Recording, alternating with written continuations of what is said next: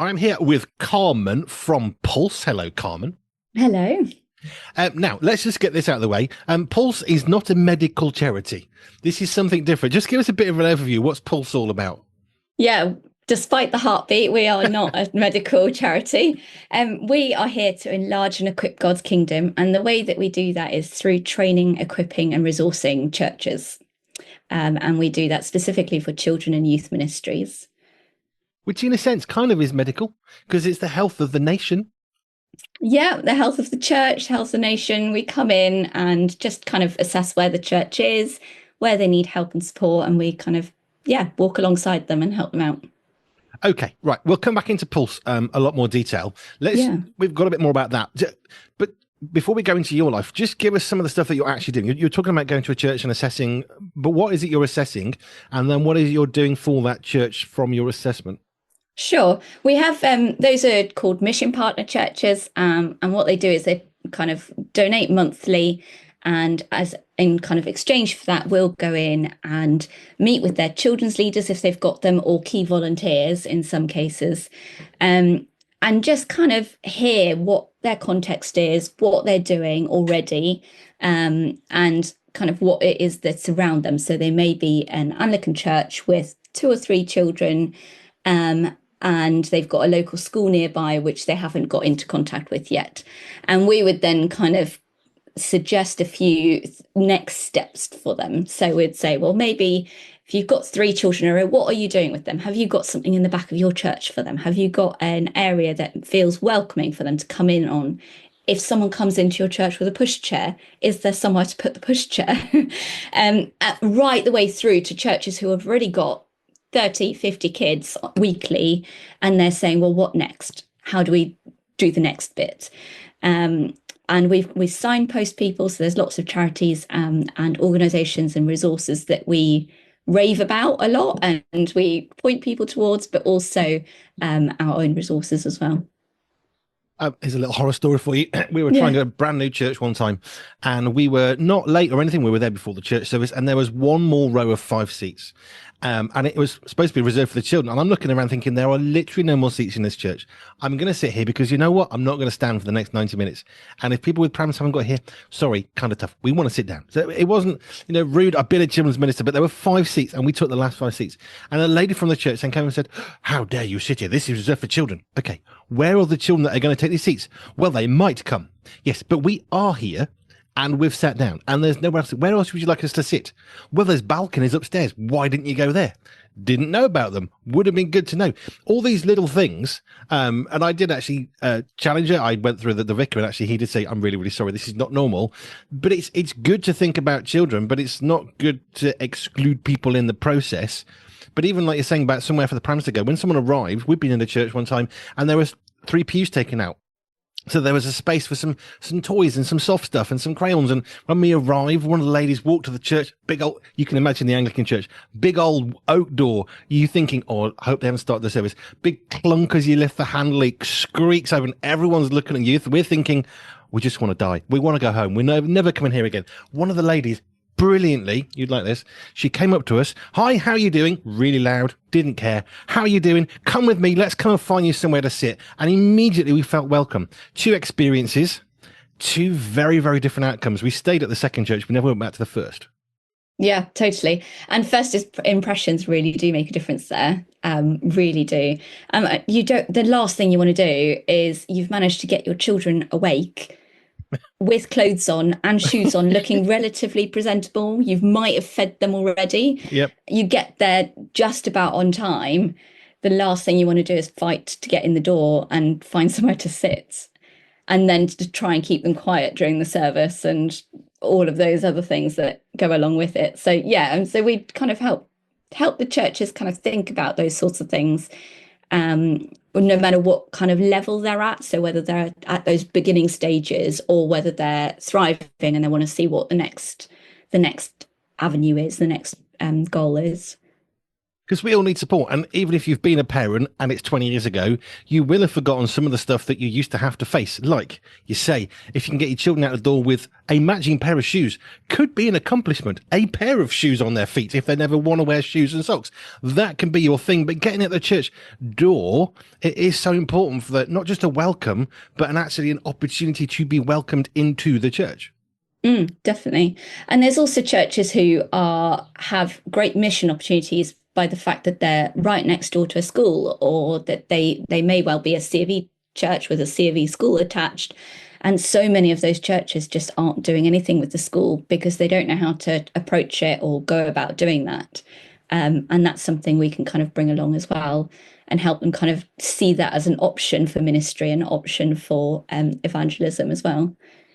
I say this a lot, but you don't know what you don't know. And if you don't know it, you don't know that you don't know it. So you need somebody that can say, how about removing a pew and just making a space for a pushchair? Because unless you've actually seen the need for that, and let's face it, prams these days are enormous compared to what they used to be. Actually, they're not going to fit in the gap that was created 40 years ago because now that's not the appropriate size. Yeah, totally. Even wheelchairs are bigger. If they're automated wheelchairs, they'll take up more space. Yeah. Right, let's go back in time a little bit for you. It's Christian charity, quite clearly. What was your experience of God and the church and religion as you grew up? This is actually quite interesting. I grew up in a Christian home in South Africa, of all places. So very traditional church. You kind of dress up for church, shirts and ties, dresses, and it was very kind of strict. It was an Assemblies of God kind of movement. And we moved to England when I was a young teen.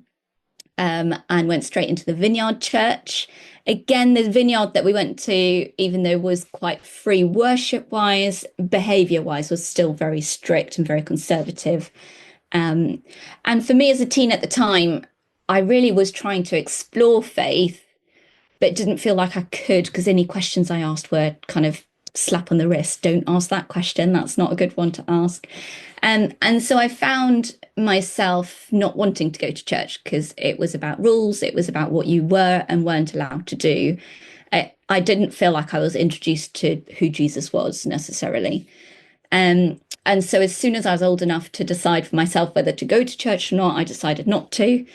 And I very much just fell away from church and didn't go at all. And one year my mum said, look, please come with us to New Wine, this Christian conference in Shepton Mallet. She said, come with us. You don't need to come to the talks or anything. Why don't you just do the kids' work? You can then get a free ticket, just go along, have a laugh, and then that'll be it. Just humour us. And so I said, all right, I'll do that. So I went and did the kind of, I think it was like the 5 to 7 year olds or whatever it was. And while I was there, God kind of did a thing and started, kind of really working in my heart. I found that there was certain worship songs that were being sung that just broke me, and I would just sit there sobbing.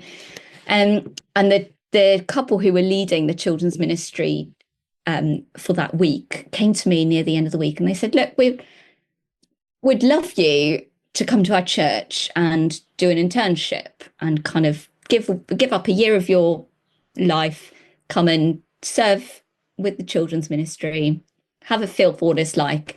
And if you don't like it, that's fine. If you do, great.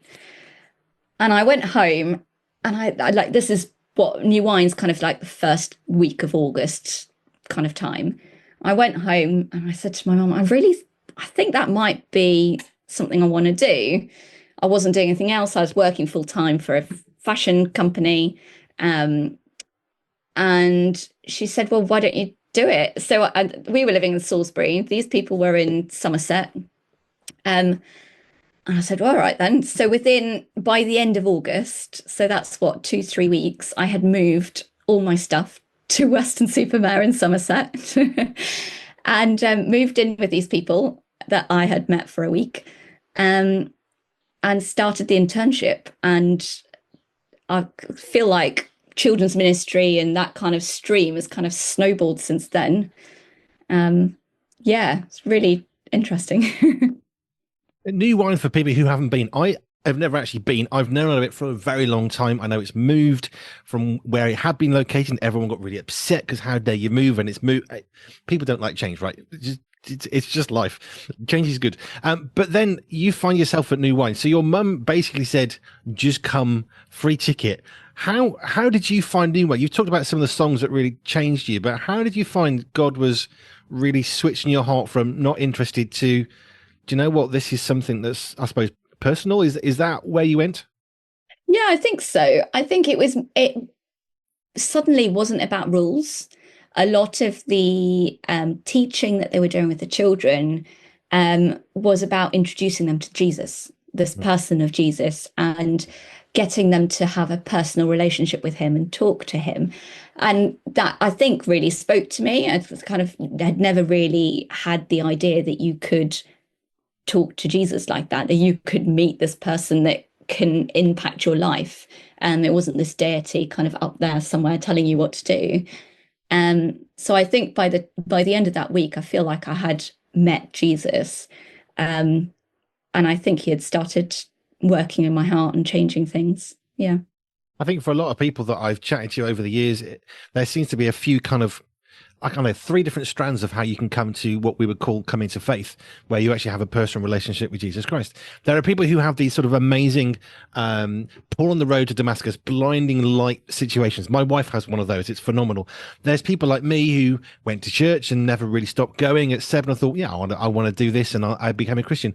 And then there are other people, and I think this is probably more the majority of who I spoke to, that are sort of involved church. They know of church, or they know of God or of Jesus, but they don't know him personally. It's more of a theoretical knowledge about somebody who kind of quite good probably, but actually that switches, and that sounds like what is happening for you at New Wine. Yeah, definitely. Yeah, I think so. And I think that's kind of fueled my passion now with children's ministry. And whenever I run a holiday club or I'm doing anything with children in church, my main goal is to introduce them to Jesus. Um, and yes, rules and regulations follow, but you kind of do that out of a place of loving Jesus. So with a friend, if you love your friend and you respect your friend, you want the best for them. You want to give them the best. And I feel like that's the same with a relationship with Jesus, that once you know him, you want to give him the best of you and you want to do what he wants you to do. So it's not then about a rule, it's more about a relationship. So I'm guessing if you've made these switches, you're probably early 20s when you've gone to do this internship. Is that about right?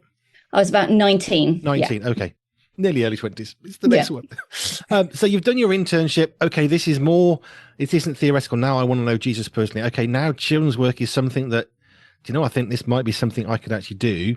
How did you then make that switch from working full time, nice steady job, steady income, I'm guessing, to internship, probably not a lot of money, maybe pocket money.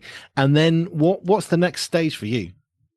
Yes, I started cleaning for people to get a bit of money. Beg, borrowing and stealing. Yeah. So a lot of the church members were really gracious and let me clean for them 1 hour a week or 2 hours a week, and I'd get a bit of pocket money for that.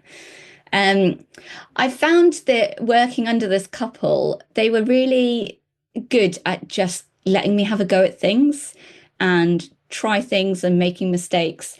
And I found that the more I did things and the more that they gave me responsibility, I found that I was actually quite good at it.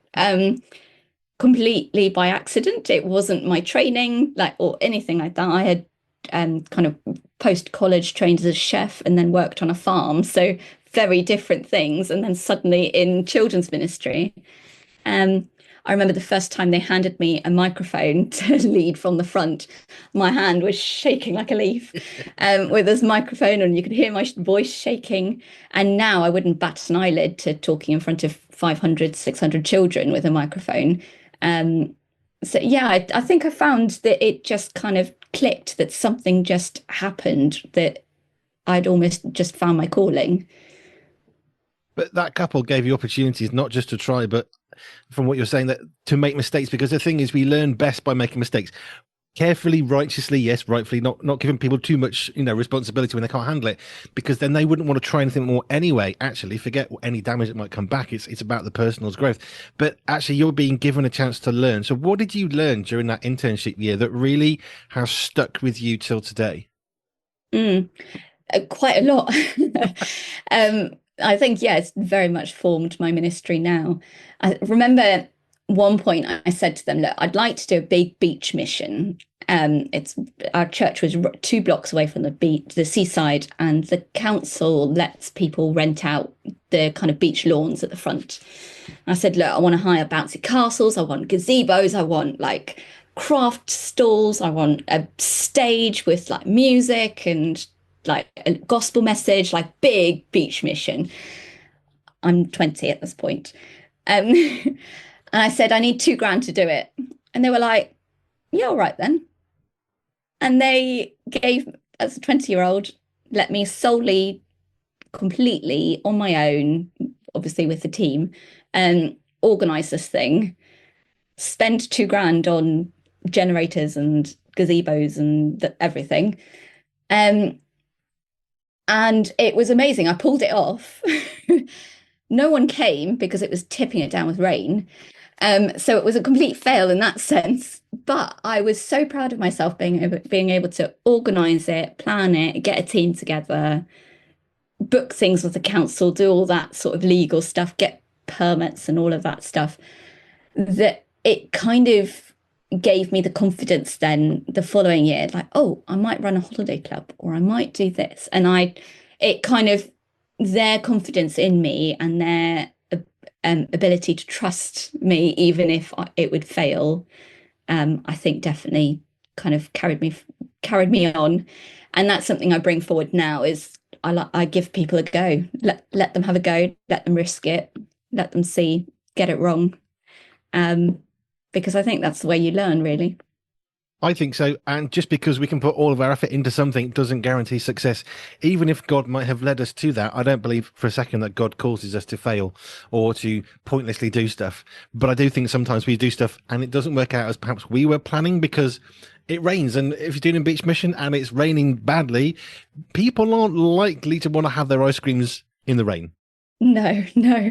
I think we may have had like maybe 20 people, but I was envisioning like 500 people, like the whole of Weston-super-Mare coming to the beach.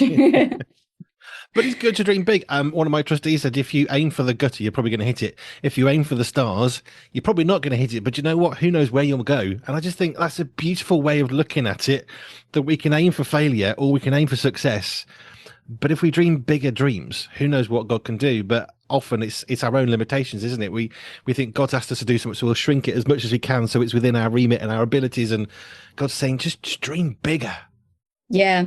Yeah, I did a holiday club last year with a church who hadn't done holiday clubs in their church for over 10 years.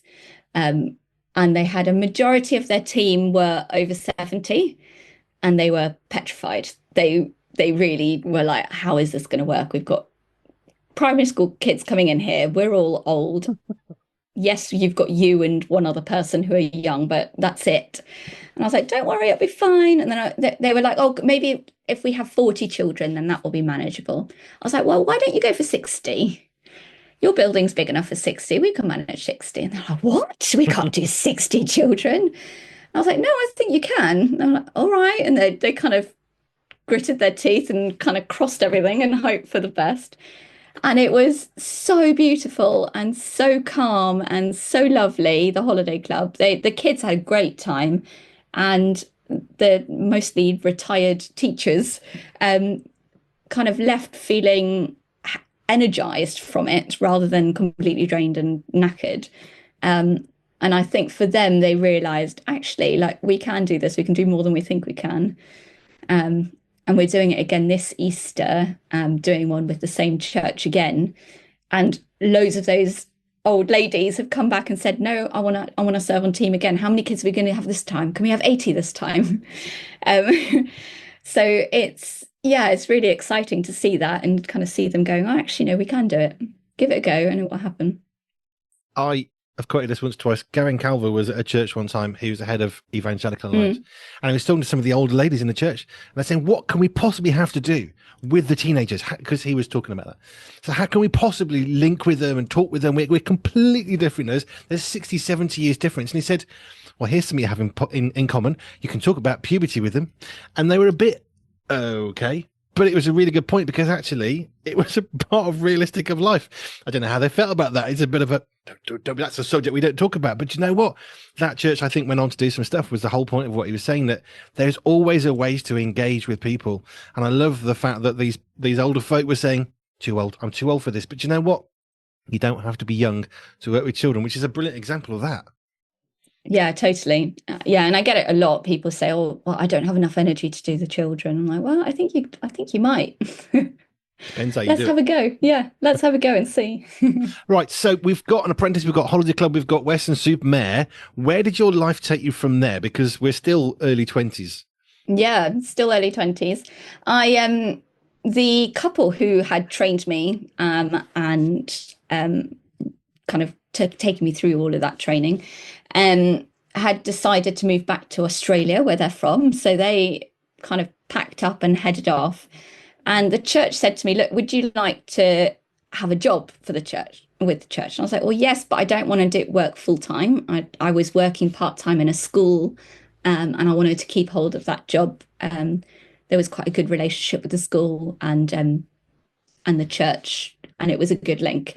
So I wanted to keep hold of that. And I said, well, I can do part time. Why don't I do children's outreach, and you employ a children's leader to do the Sunday and kind of internal church things?" And I said, well, deal. So I started as the outreach leader, and we did some after school clubs with the school that I was working in. Ended up doing a walking bus that would walk 60 children from the school down the road to the church every Thursday afternoon. And we'd do lots of fun games, snacks, always a little slot for Bible teaching and worship songs with actions. And that was like the highlight of my week. I absolutely loved it. It was the best thing. Yeah, and that grew to, by the time I left there, it grew to about 80, 85 children every week coming, which was so exciting. Oh, cool. So where did Pulse come into your life? I mean, there's a big gap there, which I'm trying to get into. So where did you end up? How did you find yourself in Pulse? Yes, I then went, so fast forward, I've got married, I've had two children, and my husband, we're now in COVID. Husband has gone to theological training. We moved house and city in COVID and did university online, which was the best thing in the world. Yeah, really not. So we moved to Bristol to do that. And while we were in Bristol, I met Pete, who was the one of the founders and the charity lead for Pulse. And we just got chatting at our kind of Freshers Fair version, like Bible College version of Freshers Fair, about hopes and dreams for the future, as you do. And I just started describing what I felt God calling me to, what I really wanted to do with my life going forward after this degree. And he stopped me in my tracks and just said, "Carmen, you're describing the charity that I run."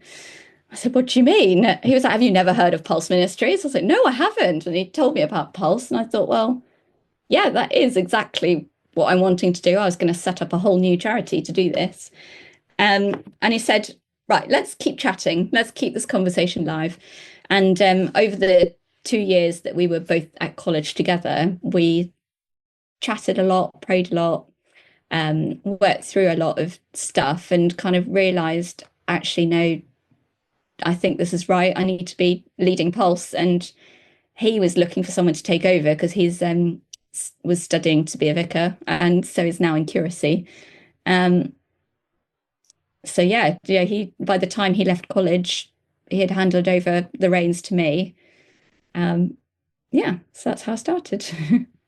It's a fantastic way in. I love how God takes these little, I always like to pick on these, but God ends up taking all the little bits of your life and sticking them together to make it make sense with what you're doing now. So what's a week week in, week out for you at Pulse? What's a normal week look like? Well, a normal week. So I'm still a mother. I've got children to look after. I work part-time in a primary school as a special needs teaching assistant. So that's kind of my tent making, as it were, because I'm not paid by Pulse. And the rest of the week is spent on Pulse Ministries. So I'm in a relationship with three different churches where with that consultancy relationship that we were talking about earlier. And I do weekend events and holiday clubs as well with Pulse. So got a few weekends away booked this year, where we go and run the children's ministry for the churches while they're having their weekend away. Yeah, it every week looks different. Working with children, Different I and can varied. imagine it. Yeah. Different is good though. If that, I mean, you might like consistency, but if you like a little bit of a challenge, different's good. Yeah, I get bored easily. I like the change. No, fair enough. But I like how you're still doing the part-time work in a school to create a partnership, working, linking, and all that kind of stuff, because it keeps you, I guess, some of your skills and knowledge is kept up to date for you. Yeah, and grounded as well. I don't like being in a Christian bubble where you don't kind of see non-Christian people or experience kind of the world, as it were. Hmm. I really enjoy working in a school and kind of being on the ground with children, as it were. I think a lot of my job is spent advising people who work with children rather than working with them myself as much anymore. So yeah, that's quite nice to be able to do that still. Where's Pulse going this year? So, I mean, we met at the Hand in Hand conference. Well, I actually met your mum at the Hand in Hand conference, who was brilliant, just absolutely singing your praises. Yeah, she's fantastic. She's brilliant. She can do everything as you would like your mum to be. So, hence this interview. But where's Pulse going this year? It's 2025. Summer's coming up. What does the summer look like for you this year? Yeah, really exciting. So we've got a holiday club now in Easter, first week of Easter, at that church I was talking about. We've then got two different weekends away, both with Baptist churches actually this time, which is exciting. One in Chelmsford, and one near London. And then we've got a big holiday club. Can't remember where actually, near the Midlands, up there somewhere. Yeah, so we've got that big holiday club as well. So this year's a bit quieter than usual. Normally we have a few more going on, but it's enabling us to be able to sit and write a few more resources, which is good. So we do write some holiday clubs and things that churches can use independently of us as well. So that we'll be doing that over the summer too.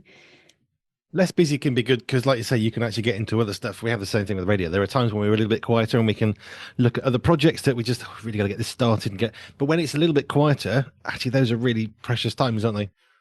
Yeah, definitely. I'm also looking to, we run lots of training courses, and at the moment they're all in person or over Zoom live.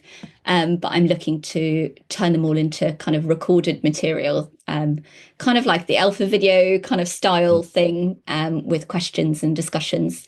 So hoping to do that between now and the end of the year, academic year, to be able to release those for churches. So more churches can use it at a time rather than relying on my availability. Fab. If a church is listening, or someone who's a part of a church and thinking, well, this could be interesting, just run through some of the things that you can, like some of the mechanics or the practicals of where you could actually genuinely come in and say, we can help with this, we can help with that.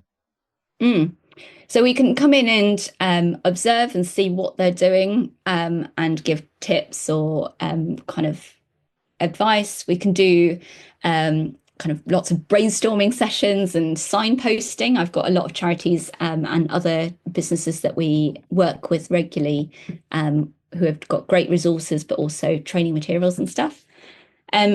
We've run loads of different volunteer training. So things from how do I plan a Sunday session?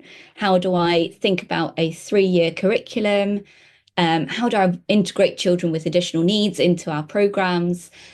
The list goes on. And it's designed for practitioners, people who are on the ground working with the kids and needing a bit more input. I think sometimes churches want to impart this knowledge on their teams, but the teams are less receptive if it comes from inside. Whereas if it's from an external organisation, a lot of volunteers are a bit more open to the information sometimes.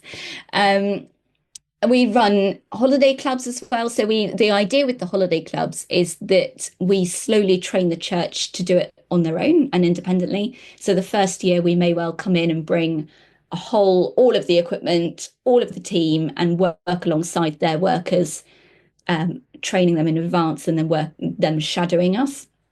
And then the following year we may then step back and let them take more of a lead, and we'll kind of be there in the background, but kind of let them take more of a lead. With the idea of completely stepping back by the end of it and handing that baton on, and letting them run with it. We don't want people to become reliant on us and for us to come in and run it and then go away. We want to be able to resource them for the future, that they can make it their own and make it work for them. If someone wants to get hold of you and Pulse, where do they go and get the information they need to connect with you? Yeah, we've got a nice, simple website, pulseministries.org.uk, and all of our contact details are on there. The email comes through to me, so any emails on there I can reply to and get back to.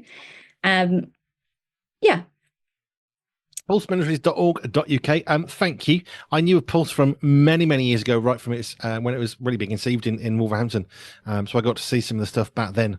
So it was great to sort of see the Pulse banner. I didn't know anything of it because I've not kept track of it, but it was nice to see the Pulse banner at hand in hand and come and say hi. So thank you, Carmen, for your time. And hopefully people come and connect you in some way if they need some help in their church with their children's work or their approach or training. pulseministries.org.uk. Carmen, thank you. Thank you very much.